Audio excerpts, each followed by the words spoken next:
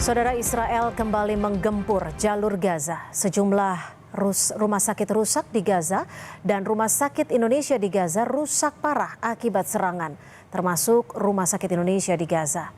Kementerian Kesehatan Palestina mengungkap rumah sakit Indonesia di Gaza dikepung pasukan Israel pada Minggu waktu setempat. Fasilitas medis, kaca jendela, serta plafon rusak parah akibat serangan tersebut.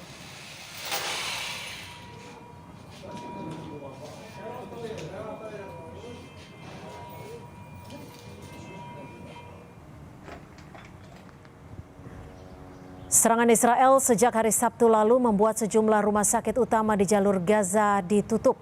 Pihak rumah sakit dan petugas medis di Jabalia mengatakan serangan Israel di Gaza terjadi sejak hari Sabtu lalu yang telah menewaskan setidaknya 103 orang.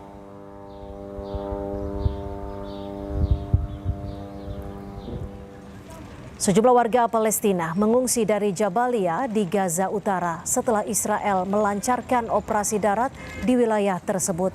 Israel melancarkan serangan baru ke Gaza untuk merebut wilayah dan mengungsikan warga ke Gaza Selatan serta mengambil kendali lebih besar atas distribusi bantuan.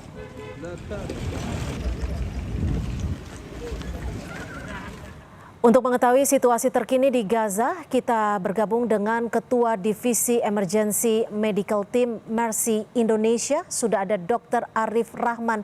Selamat malam Dr. Arif. Assalamualaikum, terima kasih sudah menyediakan waktunya di Sapa Indonesia malam. Waalaikumsalam, terima kasih Mbak. Ya, Dok, sekarang situasi terkini Rumah Sakit Indonesia di Gaza seperti apa situasinya? Apakah betul masih ada beberapa ataupun puluhan petugas medis yang terjebak atau seperti apa? Betul, jadi dalam 2 hari terakhir militer Israel kembali menyerang kawasan di sekitar rumah sakit dan juga memasuki komplek rumah sakit gitu ya. Jadi sebelumnya penyerangan itu penembakan menggunakan drone itu hanya dilakukan di lingkungan sekitar rumah sakit, jadi tidak menyasar langsung rumah sakit. Nah, dalam 2 hari ini kemudian aktivitas militer di rumah sakit secara langsung meningkat, bahkan pada penyerangan yang terakhir ini tidak didahului oleh peringatan atau perintah untuk melakukan evakuasi. Biasanya gitu ya, biasanya akan ada informasi apakah rumah sakit baik pasien maupun staf medis yang bertugas di rumah sakit itu perlu atau tidak perlu untuk melakukan tindakan evakuasi. Namun ini kemudian seluruh staf dikejutkan karena kemudian tiba-tiba personel militer sudah masuk ke lingkungan rumah sakit, bahkan kami mendapat laporan tank sudah masuk ke komplek rumah sakit, kemudian juga rumah sakit juga di lingkungan mengalami penyerangan yang itu berakibat rumah sakit mengalami kerusakan yang tadi kita bisa lihat di video, misalnya plafon menjadi runtuh, kemudian tembok dan kaca di bagian luar juga jebol, dan ini juga mengenai ke Wisma Dr. Jose Rizal yang merupakan asrama atau guest house apabila ada tim medis dari Indonesia yang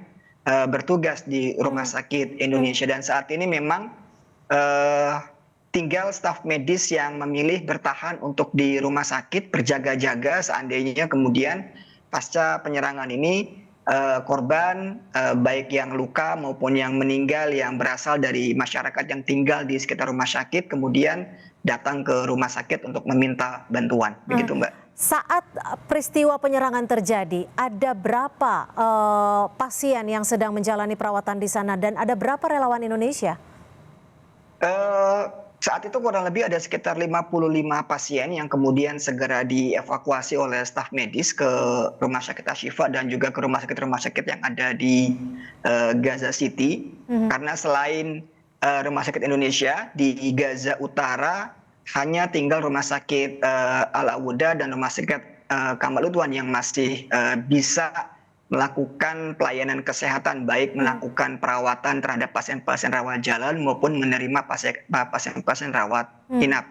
Dan Untuk staf Mercy sendiri karena per Mei kemarin seluruh relawan kami sudah menyelesaikan misi mereka. Saat ini untuk warga negara Indonesia yang bertugas di Rumah Sakit Indonesia sudah kosong dan memang kami belum mengajukan untuk pengiriman kembali relawan medis untuk bertugas ke jalur Gaza. Jadi di utara saat ini kami hanya memiliki staf lokal saja yang bertugas untuk menyalurkan bantuan dan juga menjembatani komunikasi antara Mercy Indonesia dan juga manajemen Rumah Sakit Indonesia dan juga dengan pihak Kementerian Kesehatan di jalur Gaza. Dokter Arief, kalau dilihat dari visual yang kami dapatkan ini, rumah sakit tampak hancur, baik itu plafon dan juga alat-alat medis. Apakah saat ini benar-benar Rumah Sakit Indonesia di Gaza benar-benar tidak bisa digunakan lagi?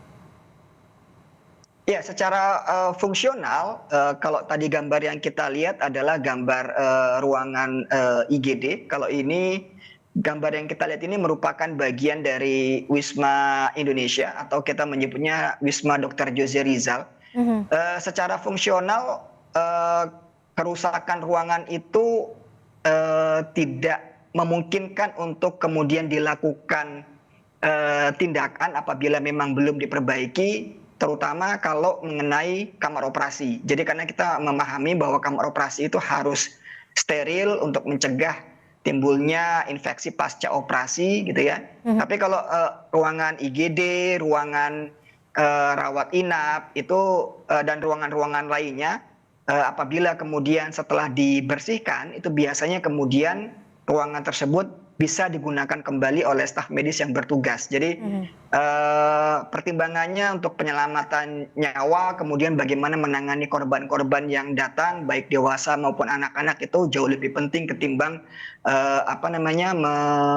menentukan apakah ruangan ini masih bisa dipakai setelah rusak atau tidak. Dan kerusakan yang terjadi ini akibat dari efek dentuman blast dari bom yang dijatuhkan di sekitar rumah sakit. Jadi karena ada dentuman itu kemudian kaca ruangan, kemudian jendela, pintu dan plafon mengalami kerusakan. Untuk bantuan apa sekiranya saat ini yang bisa ataupun yang dibutuhkan yang paling urgent sekali? Seluruh bantuan dibutuhkan oleh masyarakat, gitu ya. Jadi seluruh masyarakat yang ada di jalur Gaza mereka berada di situasi yang sangat-sangat memilukan. Terlebih kalau kita bicara di masyarakat di Gaza Utara, di mana mereka sehari-hari mendapatkan penyerangan bertubi-tubi secara langsung karena Gaza Utara berada di line berbatasan langsung dengan Israel. Jadi dibandingkan dengan di area lain, pasukan darat sangat-sangat mungkin dan sering menyerang Gaza Utara dibandingkan dengan wilayah Gaza yang lainnya. Dan ini sangat-sangat menyulitkan buat mereka, apalagi kalau kemudian kita mempertimbangkan pintu masuk bantuan kemanusiaan berada di Gaza Selatan.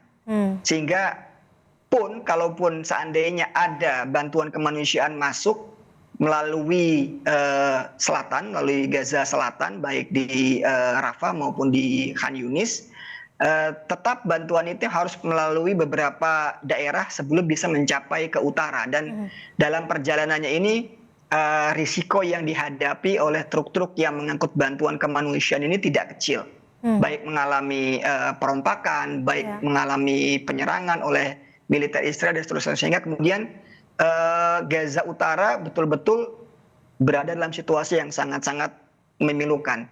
Nah, di lain pihak, semua bantuan itu saat ini tertahan berada di Jordania maupun di Mesir. Bahkan kami sendiri sejak bulan Februari kemarin sudah berusaha untuk mengirimkan beberapa obat-obatan dan alat kesehatan yang dibutuhkan oleh Rumah Sakit Indonesia.